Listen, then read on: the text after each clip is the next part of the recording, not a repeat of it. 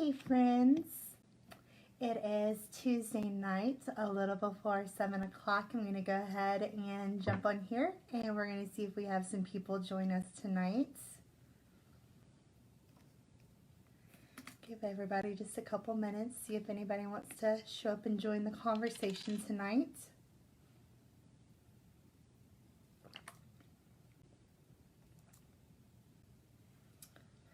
Hope everybody has had a fantastic week. We have had a very exciting week ourselves. Saturday, our house was struck by lightning, and so we lost our AC, our washing machine, and several other smaller appliances, and so we've just been trying to get everything back together. Hey, Sister Jane, good to see you tonight. Thank you for joining us and watching tonight. Still going to give everybody a couple of minutes to join me, so I have another minute before 7 o'clock.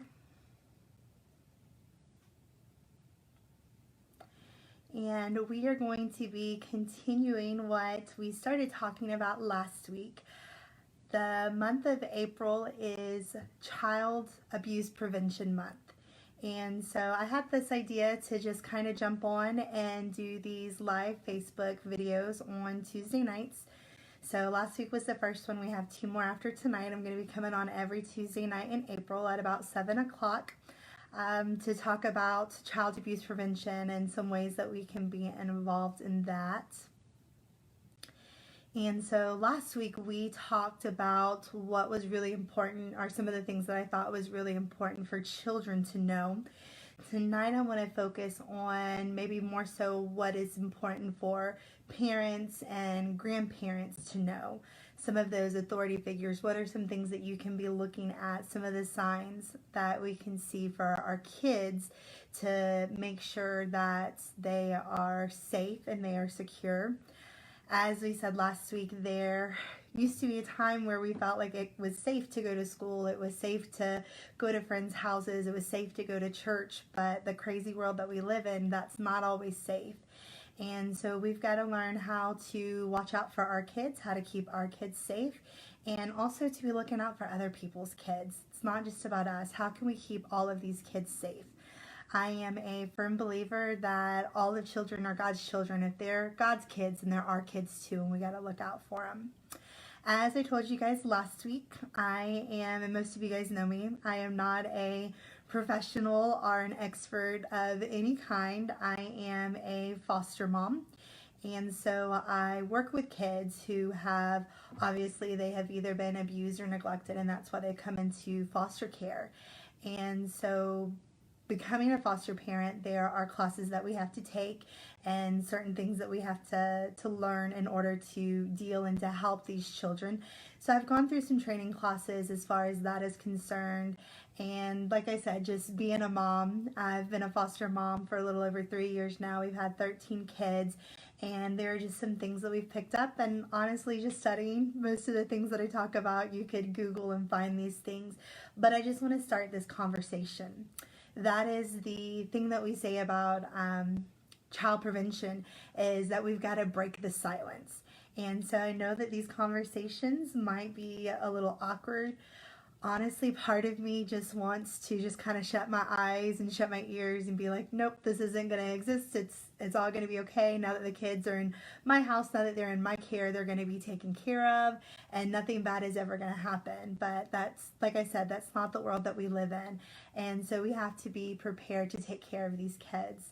So we're going to talk about this tonight. I am going to try my best to keep an eye on the comments and kind of read those. I have a tendency when I get on a rant to just kind of ramble, but if there's anything that you would like to say, please by all means put it in the comments and I'll try to mention that. If you have a question, or if there's something that you can think of that maybe I have missed, or something that you think would be really valuable information during this talk tonight, please by all means add that. I want this to be a conversation. But like I said, I want to talk about breaking the silence. And I think that there are so many kids that are silent whenever they are abused for a number of reasons. I think, and I'm going to kind of look at my notes here, that for a lot of kids, whenever they are abused, and we talk about abuse, maybe it's emotional abuse, maybe it's physical abuse, maybe it's sexual abuse. There's, wide variety that we can talk about. But I think for a lot of kids that they often stay silent when they are abused because maybe they're confused, that they don't realize that what is happening to them is actually abuse, and they don't know who to tell and they don't know how to talk about it, that it takes a lot for them to kind of process through those feelings. There are actually many people that I've come in contact with that said, I was abused as a child, but I didn't realize it till I got older. When I got older, then I realized that that situation that I was in wasn't a safe situation, or I realize now that that shouldn't have happened to me. But when we talk about our kids, even when we talk about our kids being older, I have older kids, my oldest is 13, that there are some times that they don't even fully understand that this is how that they should or should not be treated. And so I think for a lot of kids, they stay silent. Maybe they kind of have those confusing feelings, those conflicting feelings, that they know that they don't feel completely safe, or they know that they're not happy, but they don't realize that it's abuse. And so they stay silent because they don't realize that they should be saying something to somebody. And a lot of times they will also stay silent because of fear, that if it is somebody that is abusing them, that they will a lot of times use that fear factor over them. It is proven study that most of the kids that are abused, it's abused by somebody they know. It's not going to be abused by a stranger or some random person, that it's going to be abuse that's going to come from a parent, from a family friend, from a babysitter, somebody that's in the home a lot, perhaps a teacher or somebody at church, or something along those lines. But it's going to be somebody that that kid knows. And so a lot of times if there is an adult that is abusing a child, like I said, whether it be emotional, physical, sexual, that if they are abusing this child, they will use that fear factor over them. They will threaten them. And a lot of times to a kid, they don't understand. They'll say, well, I'm going to hurt your parents. I'm going to hurt your mom or your dad if you don't do what I tell you to do. And even though as an adult, like we look at that and be like, no, they're not going to be able to hurt me, the kids don't understand that. And so they're able to use that fear. And so a lot of times the kids will not speak out. They will not say, because they are they are afraid and fearful that something's going to happen to one of the people that they love if they come out and they begin to voice what's happening to them and voice how they're feeling.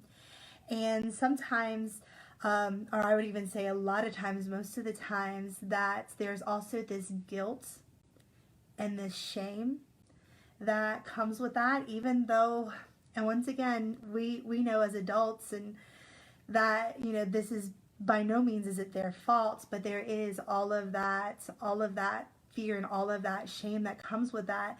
And a lot of times they wouldn't want to tell anybody. They wouldn't want to expose that because that would make them feel vulnerable. Absolutely. Sister April said they are told that they would get in trouble, not the abuser, or threaten them with worse abuse. Absolutely. And so we have to help these kids. We have to help them break the silence. And so we've got to do that. It's not necessarily going to be with the words that they say. We have to look at what's going on. We have to take a deeper look at that. And then we also have to listen to what they are saying and listen deeper to that, not just listen to surface things. So we've got to break this silence. So like I said, most of these things you can Google and you can find for yourself. I'm just bringing it here to start a conversation. But some of the signs that we need to be looking for our children, that they are possibly, like I said, receiving some of this neglect or this abuse, some of the things that we can look for is that obviously look for injuries. And the key word for all of these signs, the key word that I just really want to stress is unexplained. Unexplained injuries. And so maybe this isn't necessarily for kids in our home, but maybe if you are a teacher or if you are somebody that works in the community, that if you see oftentimes that there are injuries, if there are bruises, if there are marks and scratches, and they're unexplained and they happen quite often, that is a huge sign that there is some type of abuse going on with that child. And so it's really important to pay attention to them.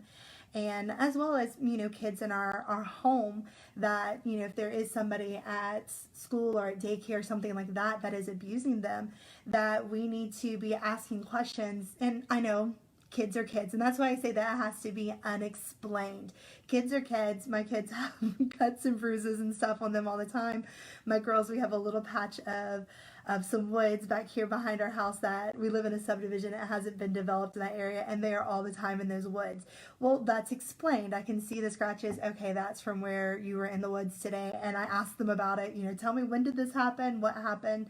Type of thing. But if they are having these unexplained abuses, when you ask them point blank about it, they won't make eye contact with you. They can't give you a story, or their story is changing. Then that's time that some investigation needs to happen, and we need to report to the proper authorities, so that way we can get some help from these kids. One of the other signs that we need to watch for is a change in hygiene. And once again, I say unexplained change in hygiene, because that I understand that there are some kids that are just like, oh, I don't want to take a bath. That my older kids, and they're probably going to be so mad when they find out that I told you guys this, my older kids, they don't ever want to take a bath. They don't ever want to brush their teeth. But that's just typical boys, typical teenage, preteen boys. I pick them all the time. I tell them, no girl's ever going to want to kiss you. You don't ever brush your teeth. You won't ever bathe. You don't ever take care of yourself. And so, but at the same time, if you have a child that's not had those issues, that they're not hitting those lazy preteen and teen ages, if there's no explained reason why they might have poor hygiene, then it could be a sign that there is some type of abuse happening. And sometimes the kids will do this and not even realize that they're doing it. It's a subconscious thing, that if there is somebody that is trying to abuse them, then they will want to make themselves unattractable to those people. And so they'll go down. They're not going to want to keep up with themselves. They're not going to care if they bathe. They're not going to want to care what they smell like or what they look like. And a lot of times they will try to make it worse in hopes that they can keep that person at arm's length. And like I said, I know this is a tough subject to talk about. It's not comfortable. It's not something we want to talk about. But one of the things that, like I said, as a foster mom, one of the first things that they talk to us about is that if you have a child that is past the age and should stop bedwetting, that a lot of times that you can equate that with there being some type of sexual trauma, because that's one of those things that if they've wet themselves in the night, then that person that's sneaking into their bedroom, that they're not going to want to bother them if they are soiled or something like that. And so, like I said, I know that's very awful, and this is awful thing that we have to discuss, but these are some of the issues, some of the signs. And like I said, once again, stressing unexplained. If you're having a child that is just learning to be potty trained, they're still having trouble at night, that's one thing. But if you've had a child that's already been potty trained, there's been no issues, what's happening that these things are arising? Also, as well as change in eating habits and change in sleeping habits, and once again, unexplained. So my son just got done with FSA testing, and he was so stressed about that. And I could tell a change in his attitude. I could tell that change in his attitude, the way that he was dealing with everybody. He was very short-tempered. He was very stressed. He didn't want to eat. He was very stressed. He was having a hard time going to sleep at night. But that was explained, and we talked about it. We talked about the testing. And so look at those things. I'm not saying, let's cry wolf every time they're not sleeping well or they're not eating well or they don't want to brush their teeth. But we do need to look a little bit further into those things. Is there an explanation? Is there something going on in their lives that could possibly be making them act this way? And if we can't, then that's time to start asking some of those hard questions. And we talked about it last week, that I am a firm believer that we need to make this an everyday type of occurrence in our family. that we need to talk about it all the time, so that way the children, they don't feel like it's awkward, or they don't feel like it's hard to come and to talk to us. And a lot of times they just don't even know how to start those conversations. That if we could just start the conversation with them, that they'd be willing to tell us, hey, this is going on at school, or hey, this is what somebody said to me, hey, this is what's going on. But if we don't even start those conversations with our kids, then a lot of times the hardest part is just getting them to just come to us and open up. But if we'll just start with those conversations, and more than just your typical, like, hey, how was school today? How was your day? Do you have homework? Blah, blah, blah. And I know, believe me, I have 5 kids. I know it is so hard to check on all of them and do all of that. But like I said, just make it everyday conversation. Asking things. How is your day going? Is anybody picking on you? Has anybody said anything that's hurt your feelings today? Talk about our feelings. Make sure that they know that you are a safe place that they can come and that they can talk to. And also really, really important, and I'm going to totally tell on myself here, this is one of the things that I really, really have to work on. And I don't think it just goes for just abuse. I think it goes for many things. But we have got to train ourselves as parents and as adults. We've got to train ourselves not to freak out when our kids tell us things. I have that tendency when, something happened at school today that I get in trouble. Like, we automatically, we want to freak out. We want to jump into action. We want to say something. We want to do something. A lot of times, even if I'm biting my tongue, my facial expressions will show that I'm really upset, or like I said, like somebody picks on my baby, like, I want to know what's going on. Let's talk about this. But like I said, we've got to train ourselves, because if we overreact when a child tells us something, then they're going to feel like we are not a safe place for them to come and to empty those emotions. And so we've got to learn how to keep our poker face on, and learn that no matter what they tell us, that we're going to have to just listen, take it, and fully listen to their story, and then we can begin to react. I want to read this comment right here from Sister April. She said, you can make a communication notebook. If they fear starting conversations somewhere, they can write their fears or draw a picture that you can pick up and talk with them. And that is an amazing idea. Thank you so much, Sister April. That is incredible. And I've heard of people doing that they will do that. They'll kind of have a family notebook, or maybe specifically just one child and the parents, not necessarily for all the kids in the family to see, but they'll kind of have this notebook where they kind of pass notes back and forth to each other and try to make it fun, try to talk, like I said, about everything, and then it just becomes that safe place where they feel that they can express themselves. So thank you very much for sharing that. That's an awesome idea. But it's whatever you can do to just start those conversations, to open up those paths, so that way you guys can freely talk about things. And the next thing that I would say is that like I said, a lot of times the kids are going to remain silent because of the fear or the shame or the confusion. They're not going to know what to say. And so sometimes the kids will try to tell you something without coming out and saying it. And so we've got to be careful as the adults, or the parents, their grandparents, aunts, uncles, whoever, the people that are loving these kids and watching after these kids. We have to learn to really listen to them.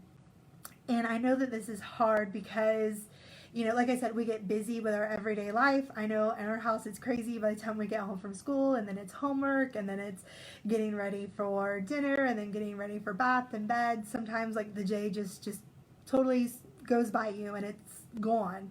And so sometimes we can get really busy, and I do one of these things too when I'm in one of those busy moments. I'm cooking dinner, and then my kids want to come and talk to me. I'm like, yeah, okay, yeah, oh, I know what you're saying. And we're kind of only halfway listening. We have to break ourselves from that. Our kids deserve more than that, and sometimes our kids might be trying to tell us something, and so we have to really know when to key in. And so one of the examples that I would say is, maybe perhaps the kids talking like, I really don't like that babysitter. And I think a lot of times, honestly, myself, I want to jump and be like, well, that's not a very nice thing to say. You should be nice to them. Instead of harping on them and being like, no, it's not nice to say that you don't like people, maybe, like I said, kind of build that conversation. Well, what is it that you don't like? why don't you like them? What makes you feel strange around them? Kind of ask some of those probing questions. And it might be that when the babysitter's there, the babysitter makes them go to bed on time. Maybe the babysitter, maybe the previous babysitter let them stay up and play video games all night, but this babysitter's like, nope, mom said lights out at 8, it's lights out at 8. So begin to ask some of those questions. If they say that there's somebody that's making them uncomfortable, whether it be a family member, whether it be a friend, like I said, as awful as it is, I worked at a local church for over 12 years. They were very careful to make sure that we guarded ourselves, but sometimes churches don't have those guards in place, and there are people that start working with kids that shouldn't be working with kids. And so if your kids ever say, no matter who it is, they do not feel comfortable around somebody, no matter how well you think you know them, no matter how good of a person you think they are, if your child is telling you that they are uncomfortable or they do not like, take the time to investigate. Like I said, it might not come of anything. It might just be that teacher's giving them more homework, or that teacher's not letting them get away with cutting up in class, that there might be a perfectly reasonable explanation why your child doesn't like them. But at the same time, we need to be careful and make sure that we're guarding them. We have to protect our children.